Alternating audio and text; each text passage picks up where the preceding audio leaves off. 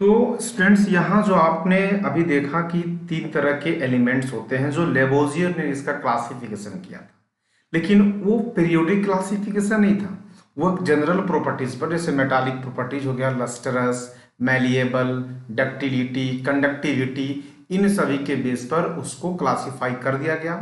लेकिन उससे पूरी एलिमेंट्स की स्टडी नहीं हो पाई।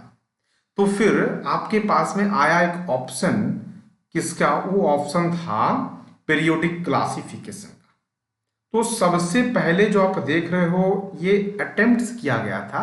ऐसा नहीं कि एक बार में पीरियोडिक वर्ड आया और हम लोग उसका मीनिंग जान गए, ऐसा नहीं है। इसके लिए डिफरेंट डिफरेंट अटेम्प्ट्स करने पड़े।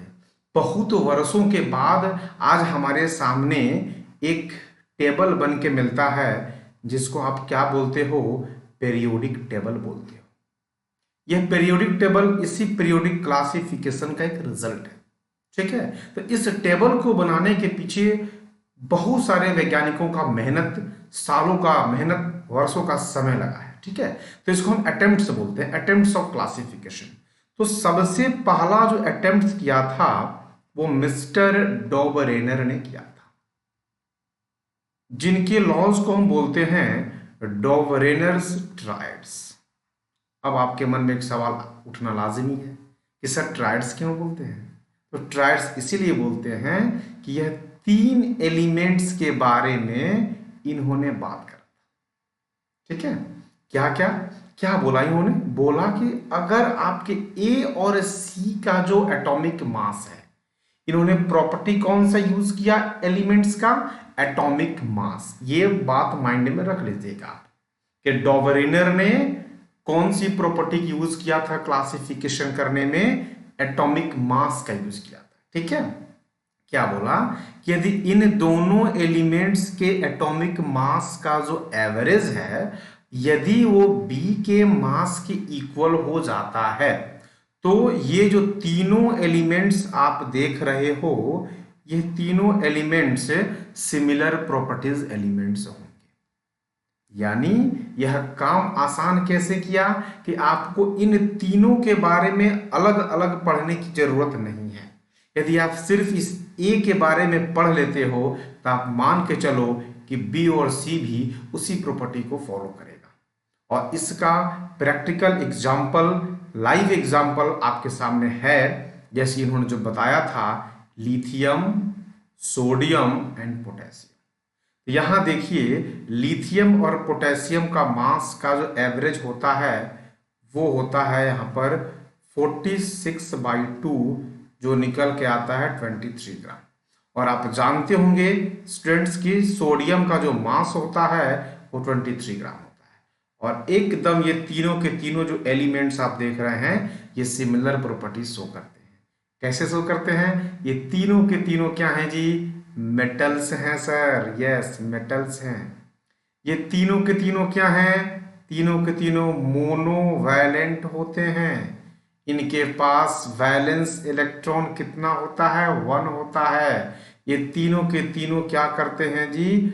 आयोनिक कंपाउंड का फॉर्मेशन करते हैं, मोनो ऑक्साइड का फॉर्मेशन करते हैं। जनरल प्रॉपर्टीज की मैं बात कर रहा हूं। ठीक है, बाकी आगे बढ़ेंगे तो बहुत सारे प्रॉपर्टी मिलेगा, जैसे सोडियम पेरोक्साइड भी मिलेगा, पोटेशियम सुपर ऑक्साइड भी मिलेगा, बट यहां बात कर रहे हैं जनरल प्रॉपर्टीज की। तो आप जरा देखो, ये सारी की सारी प्रॉपर्टीज ये तीनों एलिमेंट्स फॉलो करते हैं। यदि हम इसे लिथियम के बारे में केवल पढ़ लेते हैं तो हम समझ जाएंगे कि यह प्रॉपर्टी, ये सोडियम भी शो करेगा और ये पोटेशियम भी शो करेगा। ठीक है, तो ये प्रॉपर्टी हो गई, मतलब इन तीन एलिमेंट की, जो एक ट्रायड कहलाएगा। इसी के बारे में बेसिकली ये मिस्टर डॉबरनर ने एक्सप्लेन किया था। लेकिन बाद में चल के इनका जो रूल था वो लिमिटेड हो गया। एक बात मैं आपको यहां पर बोलूंगा, थोड़ा सा 2 सेकंड नहीं बल्कि 20 सेकंड का समय लेकर के, कि केमिस्ट्री में बच्चों एक्सेप्शन आप सुने होंगे। इनऑर्गेनिक केमिस्ट्री में ऐसा बोला जाता है कि जहां इनऑर्गेनिक केमिस्ट्री आई वहां एक्सेप्शन आया। ऐसा नहीं है, एक्सेप्शन नहीं है, वो वेरिएशन है, वो लिमिटेशन है। केमिस्ट्री में लिमिटेशन वर्ड आप देखेंगे। लिमिटेशन का मतलब क्या होगा कि छोटा सा मैं एग्जांपल देता हूं। आप बचपन में जो क्लॉथ पहनते थे, उसमें से कुछ क्लॉथ आपके फेवरेट हुआ करते थे, जो आप डिमांड करते थे, मुझे वो चाहिए, मुझे वो पहनना है। जब आप बड़े हो गए तो आपके क्लॉथ के साइज बदल गए, वो बदलते चले गए। तो ऐसा नहीं ना है कि आपके बचपन का जो क्लॉथ है आपके बड़े होने पर बेकार हो गया, वो मतलब बिल्कुल वाहियात किस्म का था, ऐसा नहीं। वो आपको फिट नहीं बैठ रहा है क्योंकि आपकी बॉडी बड़ी हो गई, आप बड़े हो गए, आपको फिट नहीं बैठ रहा है, यानी को लिमिटेड हो गया।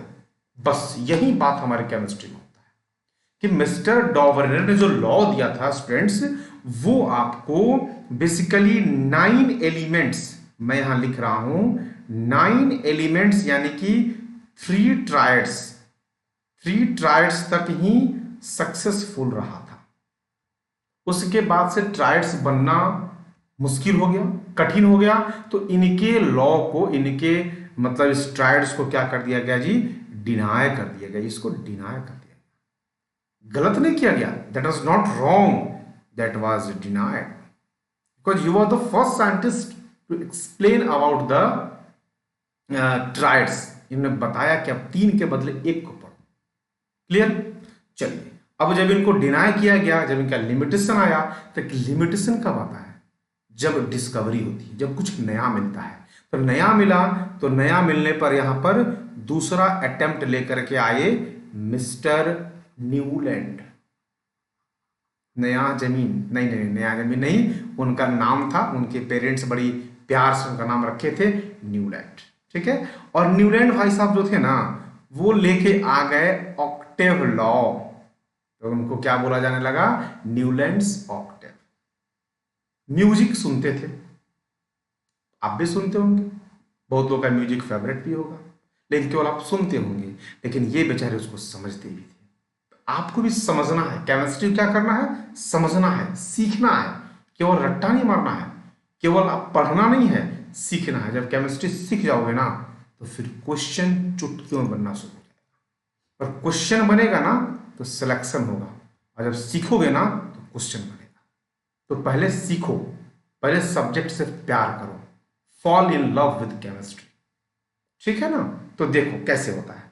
न्यूलैंड्स को भी प्यार था केमिस्ट्री से, मेहनत करते थे, सोचते थे, और इनके पास एक मिला म्यूजिक का नोट्स, जिसको हम क्या बोलते हैं, नोट्स ऑफ म्यूजिक। क्या बोलते हैं, नोट्स ऑफ म्यूजिक बोलते हैं, ठीक है ना। नोट्स ऑफ म्यूजिक इनके पास में मिला, और वो क्या बोले कि देखिए, नोट्स ऑफ म्यूजिक हमारे पास में इंडियंस भी है और यूरोपियन भी है, लेकिन ये बेचारे यूरोपियन थे। इंडियंस में क्या होता है, सा रे गा मा पा दा नी सा, यानी आप क्या देखते हो, सा और फिर सा, यानी ये first, second, third, fourth, fifth, six, seventh और एट्थ, यानी पहला और 8वां जो नोट है ना, वो रिपीट हो जाता है। बस यही कॉन्सेप्ट न्यूलैंड्स ने एलिमेंट्स के क्लासिफिकेशन में भी लगा दिया, और क्या बोला कि यदि आप एलिमेंट्स को क्लासिफाई करते हो, यदि आप एलिमेंट्स को उनके इंक्रीजिंग एटॉमिक मास में, देखिए यहां पे क्या यूज किया गया है जी, एटॉमिक मास का यूज किया गया है। यदि आप उनको इंक्रीजिंग एटॉमिक मास में अरेंज करते हो, okay, arranged, then the similar properties elements are repeated after each 7th element। ऐसा मिस्टर न्यूलैंड्स ने बोला कि यदि आप ऐसा करते हैं तो हर 7वें एलिमेंट्स के बाद जो 8वां एलिमेंट होगा ना, वो सिमिलर प्रॉपर्टीज का हो जाएगा। अब मैं इस पर ज्यादा एक्सप्लेन नहीं करूंगा, क्योंकि एग्जाम पॉइंट ऑफ व्यू से ये उतना इंपॉर्टेंट नहीं है। सिर्फ आपको जानना है कि इन्होंने कौन सी प्रॉपर्टी का यूज किया था, वह था एटॉमिक मास, ठीक है। और दूसरी सबसे बड़ी बात क्या है कि इन्होंने जो अरेंजमेंट करा था, वो कितने एलिमेंट्स के बाद रिपीटेंस हो रही थी प्रॉपर्टीज, तो वो 7 एलिमेंट्स की बात हो रही थी, ठीक है। लेकिन जब आपको बात आती है इनके ऑक्टेव लॉ को देखने की, तो न्यूलैंड भाई साहब ने क्या किया, ऑक्टेट का लॉ तो दे दिया, ठीक है। तो आइए देखिए समझते हैं ऑक्टेट का लॉ को एक बार उन्होंने कैसे किया था।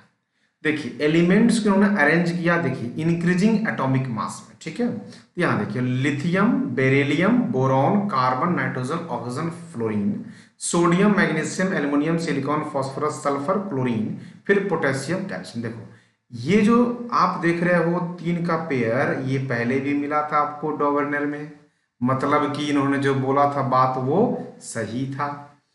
फिर देखो ये डॉवर्नर के ट्रेड्स में भी मिला था, बेरिलियम, मैग्नीशियम एंड कैल्शियम, यहाँ भी तुमको मिल रहा है, मतलब ये भी क्या था, सही था। लेकिन यहां तक इनका मतलब ये एटॉमिक मास 40 और 39, यहां तक इनका 100% सब कुछ सही रहा। लेकिन फिर ये आगे चल के मिस्टर न्यूलैंड्स भाई साहब भी क्या हो गए, लिमिटेड हो गए, यानी इनका भी लिमिटेशन आ गया, ठीक है।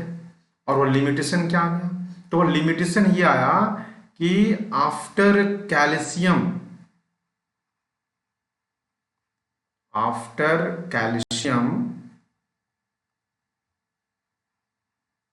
ठीक है, after calcium for the heavy metals,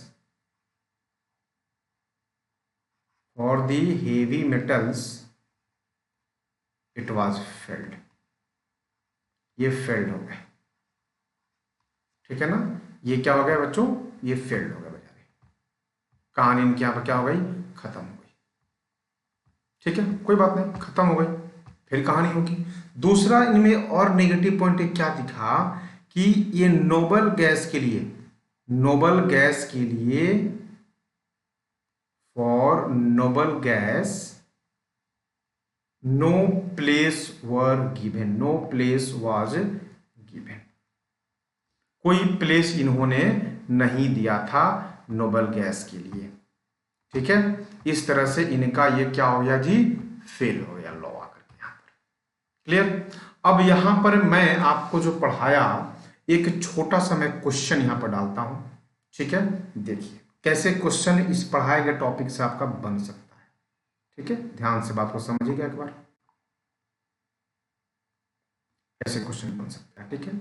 मैं आपको एक क्वेश्चन देता हूं, ध्यान से समझना क्वेश्चन को, बहुत अच्छा लगेगा क्वेश्चन को। तो चलिए आपको मैंने क्वेश्चन दे दिया यहाँ पर, देखिए क्वेश्चन क्या कह रहा है आपसे कि according to Newlands law of octave the properties of lithium were similar to, ठीक है। बहुत सिंपल सा क्वेश्चन है, बस just for revision of your topic. ध्यान से देखो लिथियम किससे रिसेंबल कर रहा है, सोडियम से कर रहा है और पोटेशियम से कर रहा है, सिंपल सी बात है। तो आपका आंसर क्या हो जाएगा, या तो सोडियम या तो क्या पोटेशियम, यानी आंसर हो जाएगा ऑप्शन ए और बी। इस तरह से न्यूलैंड्स की छोटी सी प्यारी सी कहानी आपको मैंने बता दिया। अब देखो बच्चों, ये जो आप देख रहे हो अभी जो कारवां चल रहा है अटेम्प्ट्स ऑफ क्लासिफिकेशन का, यहीं पे नहीं रुकता है, अभी चल रहा है, क्योंकि यहां पर भी क्या मिल गया हमें, लिमिटेशन मिल गया। फिर बात आगे बढ़ी और तब एक साइंटिस्ट आए जिनका नाम था लोथर मेयर, क्या नाम था उनका, लोथर मेयर। तो हम लोग क्या बोलते हैं, Lothar Meyer classification, Lothar Meyer classification, ठीक है। अब यहां से तुमको इस टॉपिक को पढ़ाने के पहले मैं आपको फिर से एक क्वेश्चन में लेके चलता हूं, ठीक है। एक छोटा सा प्यारा सा पहले क्वेश्चन देते हैं हम लोग, फिर हम लोग इसको देखेंगे। हाँ जी, तो चलिए क्वेश्चन एक देखते हैं, है क्वेश्चन कि लोथर मेयर क्लासिफिकेशन को पढ़ने के पहले देखिए इसी क्वेश्चन में इसका कॉन्सेप्ट मैं आपको समझा दूंगा, ठीक है, क्योंकि सिर्फ इनका छोटा सा योगदान है, उस योगदान को हमें समझ लेना है। देखिए क्वेश्चन क्या है कि which of the following relationship proposed graphically by Lothar Meyer. इतना तो आपको एक वर्ड दिख गया होगा कि जो लोथर मेयर का लॉ है उसमें हमें कोई ना कोई ग्राफ मिलेगा। और हाँ, इन्होंने क्या करा था, जब ये स्टडी कर रहे थे, किसका स्टडी कर रहे थे, तो physical properties of elements, yes, ये फिजिकल प्रॉपर्टीज ऑफ एलिमेंट्स का स्टडी कर रहे थे, तो इन्होंने क्या देखा कि जो फिजिकल प्रॉपर्टीज है वह एक फिक्स्ड इंटरवल के बाद रिपीट हो रही है। तो इन्होंने एक लॉ दिया जिसको हम बोलते हैं लोथर मेयर पेरियोडिक लॉ। ठीक है, ध्यान से बात को समझिएगा। लोथर मेयर पेरियोडिक लॉ क्या बोला इन्होंने कि physical properties of the element, ठीक है, ध्यान से बात समझना, physical properties of elements, physical properties of elements are periodic function, are periodic function of atomic masses, increasing atomic masses। और इन्होंने इसी सारे फिजिकल प्रॉपर्टीज का एक ग्राफ बनाया, और उस ग्राफ को जो उन्होंने बनाया तो ग्राफ किसके किसके बीच था। जैसे फिजिकल प्रॉपर्टीज आपके हो गए, atomic volume, melting point, boiling point, density, इन सब का एक ग्राफ उन्होंने प्लॉट किया, और वो ग्राफ जो प्लॉट था वो इंक्रीजिंग एटॉमिक मास पर था। ठीक है, और फिजिकल प्रॉपर्टीज के बीच था। तो यहां से ये फिजिकल इनका जो प्रॉपर्टीज था मेन बेस था, और उन्होंने उसको अरेंज किया था इंक्रीजिंग एटॉमिक मास पर। तो इनको एक मिला फिजिकल प्रॉपर्टीज का रिपीटेंस मिला। लेकिन इनका ग्राफ जो बना था, तो ग्राफ कुछ इस तरह का बना था। मैं ग्राफ को डिटेल्स नहीं दे रहा हूं क्योंकि उसकी आपको उतनी जरूरत नहीं है, बस सिर्फ आप समझ लो इसको कि जो ग्राफ बना था बच्चों, तो वो ग्राफ में बहुत कॉम्प्लिकेशन थे। मतलब उसकी स्टडी आप इजिली नहीं कर सकते हो अपने एग्जाम्स के पर्सपेक्टिव से, या अपने नॉलेज को इनहांस करने के लिए केमिकल्स को। ठीक है ना, तो इनके भी लॉ को डिनाई कर दिया गया। बट एक क्वेश्चन मैं आपके यहाँ बना कर रखा हूं, देखिएगा क्या कह रहा है कि which of the following relationship proposed graphically by the Lothar Meyer. आप बताओ, chemical properties and atomic weight, ये तो हो ही नहीं सकता है। Physical properties and atomic weight मिल गया, यही इनका लॉ ही था, यानी आंसर से क्या हो जाएगा बी। एटॉमिक नंबर पे उन्होंने किया नहीं था, एटॉमिक नंबर पे ना फिजिकल प्रॉपर्टीज थी ना ही केमिकल प्रॉपर्टीज थी। ठीक है, तो ये आपका हो गया लोथर मेयर का पीरियोडिक क्लासिफिकेशन।